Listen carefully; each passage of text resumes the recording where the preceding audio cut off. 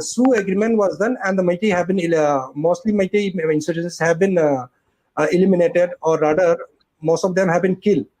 So objective has been fulfilled. So if we take 2000 as a government official this thing, that by 2010 or 12 they could have done away, because why I am saying is the number of incidents or number of security forces killed haven't reduced drastically.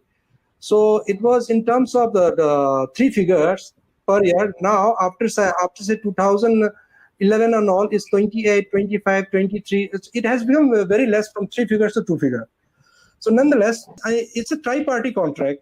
The involved parties are the Manipur government, the government of India, and the army. On behalf of the government of India, army is there, and the Sioux militant groups. It's a tri-party agreement.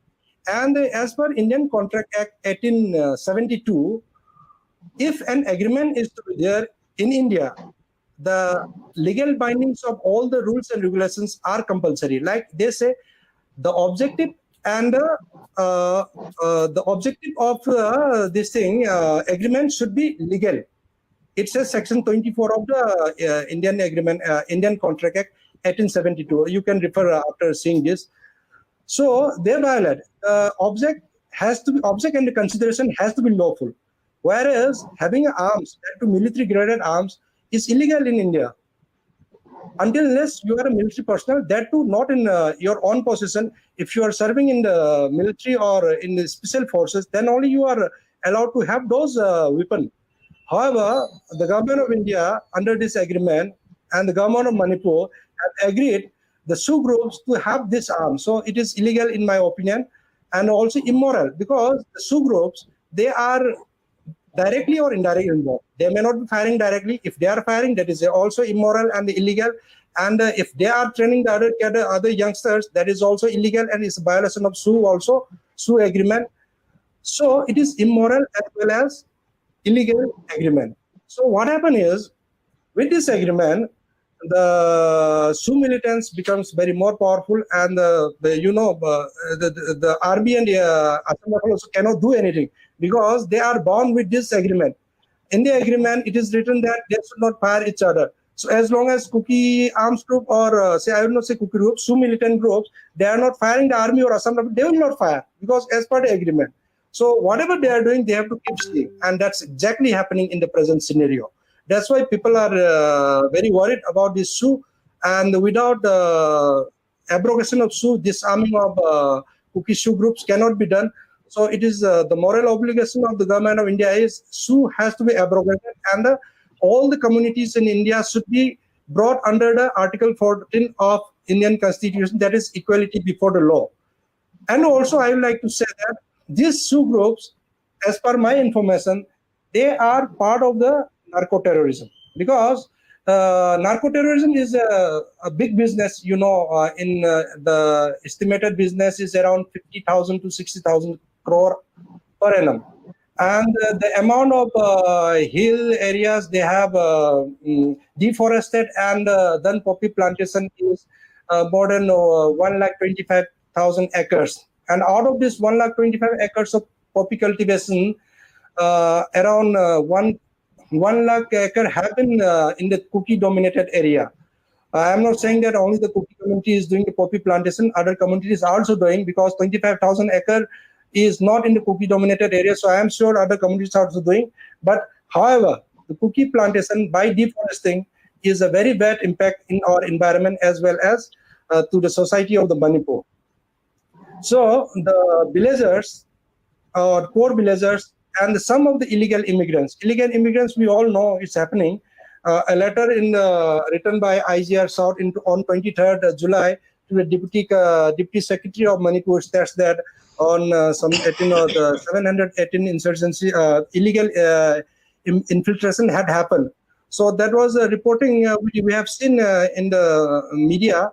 So since IGR South has reported, so this would have been happening, and the Meiteis, especially the Meitei communities and other communities, are reporting these illegal immigrants into the Manipur. So this they become a cheap labor. So for the drug lords, I am saying drug lords, I am not pointing out to any community. So it becomes a very cheap labor for those illegal immigrants. to pay a small amount of wages and employ into this poppy cultivation. And I believe there are some videos available in YouTube and Facebook where some villagers, some common people saying that the poppy cultivation is more profitable than any other source of any other farming. So I believe 1 acre of this thing poppy yields around 60 to 80,000, and that gives around half a kg or a kg of the product. So it is very easy to transport, and this can such an yield can never be achieved by any type of crop. And also the similar amount of revenue is to be generated by doing a normal cultivation. Then they would require a lot of logistic to transport to get for the same amount. So it becomes very attractive for the cultivators also, and for the drug lords it's easy, and they earn a lot of money. And this is illegal in India. The poppy plantation and drug manufacturing is illegal in India. And some Kuki says that it's done by the Meitei's factories are in Imphal and all. That may be correct, I don't know. But even if it is the extraction is done by the Meitei, I also condemn that, and they also should be booked.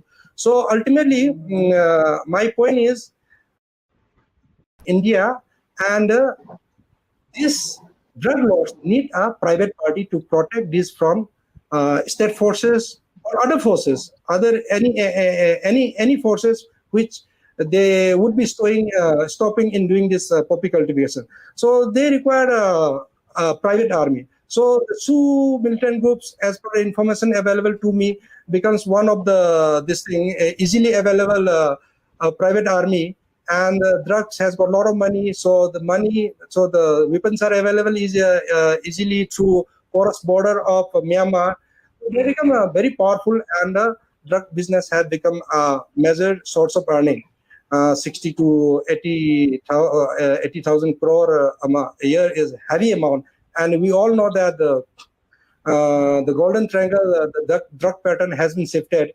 In Myanmar, the cocaine and whatever bronze, heroin, they are not manufactured right now. I think the demand of the drug there is, I think, Yava. They call Yava, or in Manipur, people say it WI. World is yours. So drug pattern, the cocaine and the heroines are no more manufactured in that golden triangle.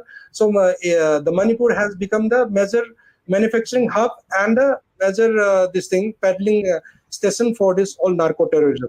So one of the major problem contributing to this class is narco-terrorism. And also there is an angle.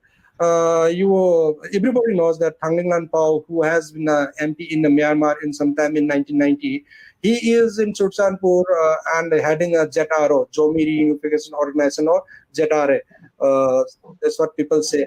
He is leading an organization, and he is also part of this all this getting in problem. So they have drugs for money, they have arms, so they want to control this area. So look, his policy is coming up. Everybody knows it. So if they can control these areas, then it will be a very major revenue generation for these drug lords and the Kuki subgroups. And also, you must be knowing this thing, Jalengam or Kukiland formation is also underlying current.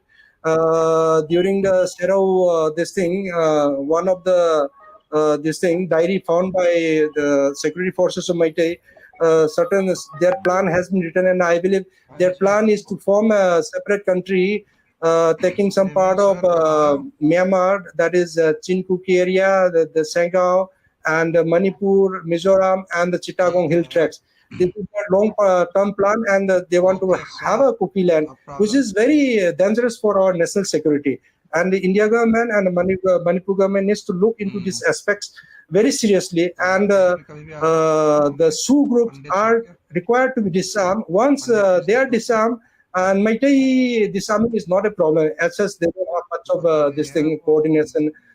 And also, only few people who ran away to Myanmar would have come back, and they would have got some sympathy or support from the Meiteis during this time of crisis, because in initial days of the crisis, when the people are crying that Assam Rifle in the front of Assam Rifles, the Kuki communities are burning their houses. No police, no Manipur police, no Assam Rifle, no army are helping. So they were crying, and they could the insurgency group would have gained some sympathy during this time, and they would be doing some of the illegal activities attacking the armed forces. I never hear any Meitei insurgencies attacking the security forces during this crisis.